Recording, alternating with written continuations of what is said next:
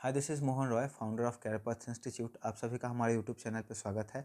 आज हम लोग डिस्कस करने वाले हैं 16 तारीख के चेतना सत्र के मॉड्यूल को। देखते हैं कि इस मॉड्यूल में हम लोग का क्या क्या दिया गया था। ठीक है, तो सबसे पहला यहाँ पे है भारतीय रेल परिवहन दिवस।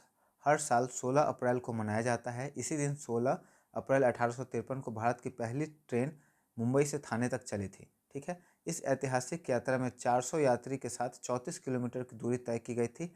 आज भारतीय रेलवे दुनिया का सबसे बड़े रेल नेटवर्क में से एक है। ठीक है, आगे चलते हैं। चार्ली चैपलिन विश्व सिनेमा के एक महान कलाकार में से एक थे। उनका जन्म 16 अप्रैल को ही हुआ था। 1889 में लंदन में हुआ था। उन्होंने अपने अनुभव अभिनय में मूक फिल्म वैसे फिल्म को कहते हैं जिसमें साउंड नहीं होता है, चुपचाप सिर्फ एक्ट होता है ना। जनरली इनका कार्टून वाला मतलब या फनी टाइप का इनका होता था मूवी। दौर में दर्शकों का दिल जीत लिया था। उनकी प्रसिद्ध पहचान द ट्रैम्प नामक किरदार से बनी, जिसमें वे ढीली पैंट, तंग कोट, छोटी मूछ और हाथ में छड़ी लेकर नजर आते थे। ठीक है, आज का विचार का अगर बात करें तो गुरु नानक देव जी का ही है। अहंकार मनुष्य का सबसे बड़ा शत्रु है। कभी किसी को घमंड नहीं करना चाहिए, अहंकार नहीं करना चाहिए। ज्ञान की प्राप्ति की सबसे बड़ी बाधा है। अगर आप में अहंकार आ गया ना तो आप कभी भी सीख नहीं पाएंगे कोई चीज़। दुनिया में वह व्यक्ति सबसे बड़ा है जो दूसरों की सेवा में अपना जीवन समर्पित करता है। ठीक है, उसके बाद है यहाँ पर कुछ सामान्य ज्ञान। अजंता एलोरा की गुफाएं किस राज्य में है? महाराष्ट्र में। ये रिपीटेड है। हवा महल भारत के किस शहर में है? जयपुर में। उसके बाद भारत का सबसे पुराना राष्ट्रीय उद्यान है Jim Corbett national park, Uttarakhand में यह है। उसके बाद भारत की पहली महिला राज्यपाल कौन थी? सरोजनी नायडू। इनको भारत कोकिला के भी नाम से जाना जाता है, nightingale of the India, Bharat Kokila. उसके बाद अर्जुन पुरस्कार किस क्षेत्र में दिया जाता है? खेल में। अर्जुन पुरस्कार का पूरा डाटा है अभी हम लोगों के पास जो पीडीएफ है उड़ान वाला, उसमें हम लोग डिस्कस करेंगे। मैंने पढ़ा है अभी, तो उसमें मुझे अर्जुन पुरस्कार का पूरा खेल से संबंधित इंडिया में जितने पुरस्कार आते हैं उनका डाटा मिला है। रीजनिंग आप खुद से करेंगे, है ना, क्योंकि टाइम टेकिंग भी होता है और थोड़ा सा आपको ही प्रैक्टिस करने के लिए चाहिए ना कुछ, नहीं तो फिर बोरिंग जैसा आपको फील होगा। इन द मॉर्निंग, सुबह में। एट द नाइट, रात में। आफ्टर स्कूल, स्कूल के बाद। बिफोर लंच, लंच से पहले। फॉर 2 आवर्स, 2 घंटे के लिए। सिंस मंडे, सोमवार से। ठीक है, आंखों का तारा, बहुत प्यारा होना। आंखें फेर लेना, बदल जाना। आसमान सिर पर उठा लेना, बहुत शोर करना। ईंट से ईंट बजाना, पूरी तरह नष्ट कर देना। ईद का चांद होना, बहुत दिनों बाद दिखाई देना।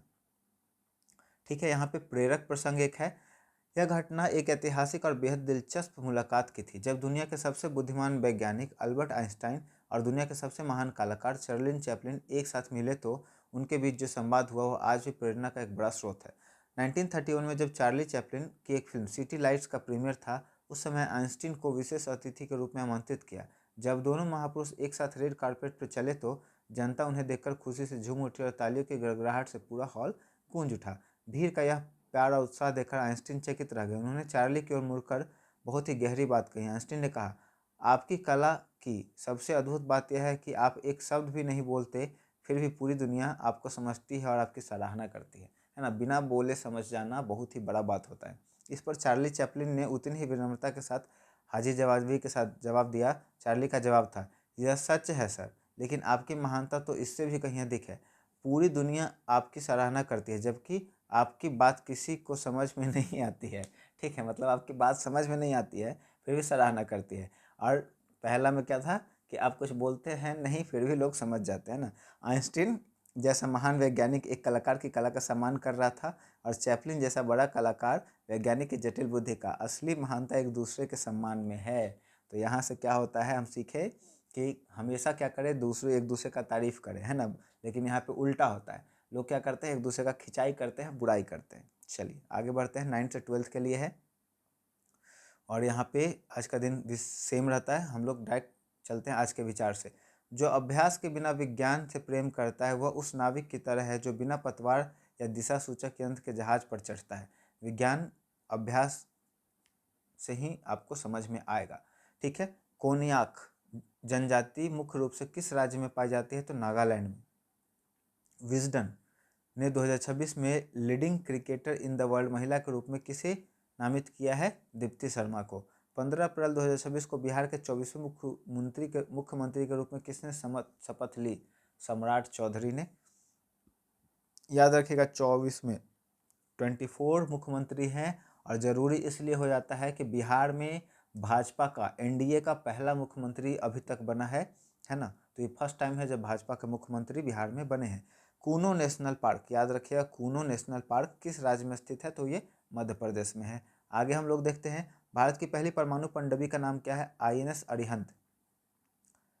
किस्कोग्राफ का आविष्कार किसने किया था, जगदीश चंद्र बसु। भारत का पहला परमाणु परीक्षण 1974 में किस कोड नाम से जाना जाता है, स्माइलिंग बुद्धा। स्वदेशी रूप से विकसित भारत में हल्के लड़ाकू विमान का नाम क्या है, तेजस। PSLV का पूर्ण रूप क्या है, पोलर सैटेलाइट लॉन्च व्हीकल। ठीक है, यहाँ पे काठ का पुतली होना, दूसरे के इशारों पर चलने वाला। कूप मंडूक होना, अत्यंत सीमित ज्ञान होना। खूंटे के बल कूदना, किसी और के सहारे पर अकड़ दिखाना। गुलर का फूल होना, दुर्लभ वस्तु हो जाना। छाती पर मूंग दलना, पास रहकर कष्ट देना। ठीक है, स्टैंड बाय, समर्थन देना। स्टिक टू, अपनी बात पर टिके रहना।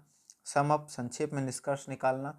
उसके बाद टॉक बैक, पलटकर जवाब देना। उसका थिंक ओवर, गहराई से विचार करना। अब यहाँ पे बिहार से रिलेटेड कुछ टर्म है। बिहार के किस राज्य में ओढ़नी जलाशय स्थित है, बांका में, डैम। बिहार के किस क्रांतिकारी ने अमृत बाजार पत्रिका, देखिए आपको ये बहुत ही ज़्यादा इंपॉर्टेंट है, ये अमृत बाजार पत्रिका। जितना स्वतंत्रता से रिलेटेड बिहार का टर्म है ना, बिहार के जितने भी कॉम्पिटिटिव एग्जाम है उसमें पूछने का चांसेस बहुत ज़्यादा रहता है। तो अमृत बाजार पत्रिका सतीश चंद्र चक्रवर्ती ने निकाला था। बिहार में गंडक नदी को नेपाल में किस नाम से जाना जाता है, सप्त गंडकी या नारायणी के नाम से जाना जाता है। अंग महाजनपद की राजधानी चंपा का प्राचीन नाम क्या था, मालिनी। ठीक है, कुछ रीजनिंग के क्वेश्चन हैं। ठीक है, उसके बाद हम लोग का यहाँ पे खत्म हो जाएगा। मुझे उम्मीद है ये वीडियो आपके लिए काफ़ी हेल्पफुल रहा होगा। वीडियो पसंद आया हो तो वीडियो को लाइक कर दें, दोस्तों और परिवार के सदस्यों के बीच में ज़रूर शेयर कर दें। और अगर आप हमारे चैनल को सपोर्ट करना चाहते हैं तो हमारे चैनल को सब्सक्राइब कर दें। Thank you so much. और ये हम लोग